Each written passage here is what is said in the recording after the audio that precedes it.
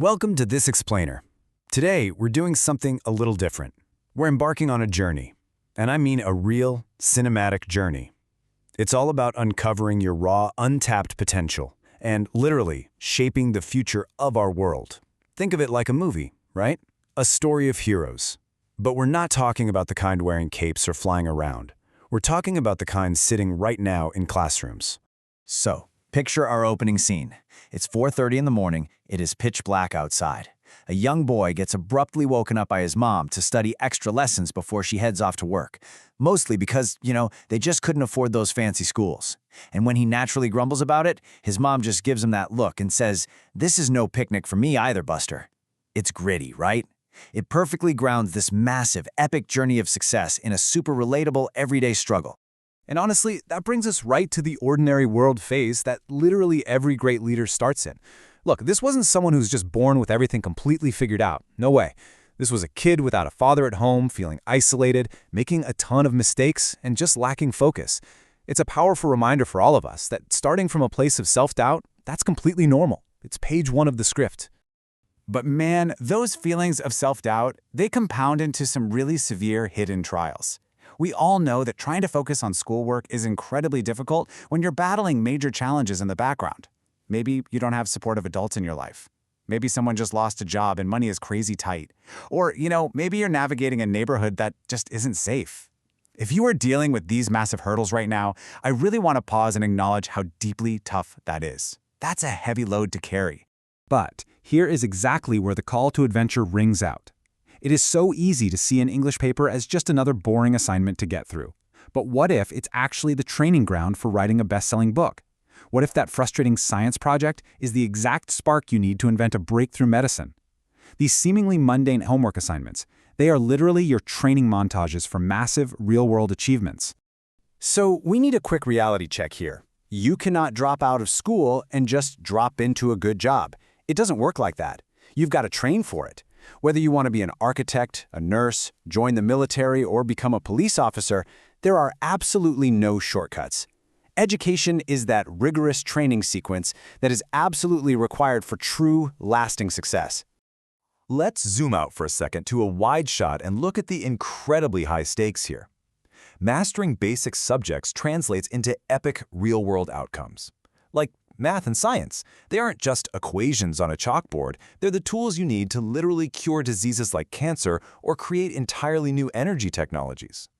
History and social studies, those give you the insights required to fight poverty, crime, and discrimination. Combine all of this together, and you're building new companies and boosting the entire economy. It's huge. And that leads us to a pretty heavy truth that we really need to let sink in. If you quit on school, you are quitting on your country. You are the protagonist of this grand American story, and the future actually depends on you. I mean that. We need your specific talents, we need your intellect. Your personal success doesn't just impact you, it impacts all of us. Now, I want to cut through the excuses for just a minute, because there are things that simply do not dictate your future. Things like where you come from, what you look like, how much money you have, or what is currently happening at home. Yes, circumstances can be unfairly tough, absolutely, but they do not write your destiny. You have resolute accountability for your own path. You're in the director's chair. So how do you actually overcome those tough circumstances? Well, consider the staggering number 12. Do you know what that represents? That is the exact number of times J.K. Rowling's first Harry Potter book was completely rejected by publishers. 12 different times she was told a flat-out no. And yet, she kept writing. She didn't let the rejection rewrite her story. Now think about Michael Jordan. We are talking about a guy who was literally cut from his high school basketball team. He lost hundreds of games, he missed thousands of shots during his incredible career. But as he put it, he failed over and over and over again, and that's exactly why he succeeded. Getting cut from the team or missing those shots, that is the very blueprint for ultimate victory. So how do we handle failure in our own life? We completely reframe it. Getting into trouble does not mean you're a permanent troublemaker. It simply means you need to try a little harder to act right next time. Getting a bad grade doesn't mean you're not smart. Not at all. It just means you need to spend more time studying. You have to let your failures be temporary teachers, not permanent labels. There are essentially 4 heroic steps to true learning, and they go like this. 1. Try something new. 2. have the courage to admit what you don't know. 3, ask for help. And 4, learn and master it. Now, I want to hover on step 3 for a second because it's absolutely crucial. Asking for help isn't a sign of weakness. It is a profound sign of strength. It shows you have the courage to confront the unknown. And honestly, the best part? Just like in the movies, there are wise mentors waiting right now to help you navigate these academic trials. It could be a parent, a grandparent, a teacher, a coach, maybe a counselor. You need to seek out these mentors. Ask them to help you stay on track, because no hero makes the journey entirely alone. Because when you put all of this together, you arrive at this really soaring, triumphant realization. Here in America, you write your own destiny. No one's path is predetermined. The power of authorship over your life lies entirely in your hands, and literally no one else can write it for you. The pen is yours. So, what heroic actions can you take to seize control of your narrative right now, today? Well, here is your practical battle plan.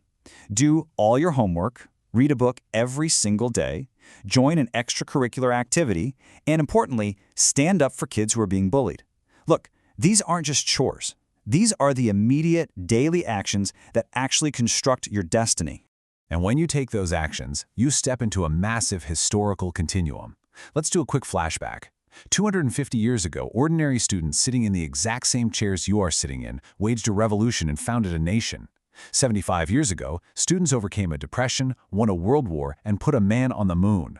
20 years ago, students founded companies like Google, Twitter, and Facebook that changed how humanity communicates.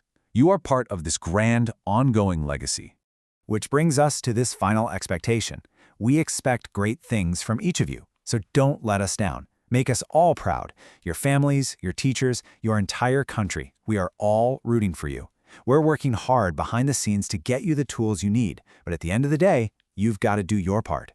As we reach the end of our explainer today, I want to leave you with a provocative question, one that I hope sticks with you. What is your contribution going to be? What problems are you going to solve? What discoveries are you going to make? Don't ever give up on yourself, because the world is waiting for your story. Thank you so much for joining me, and I challenge you to step out there and own your greatness.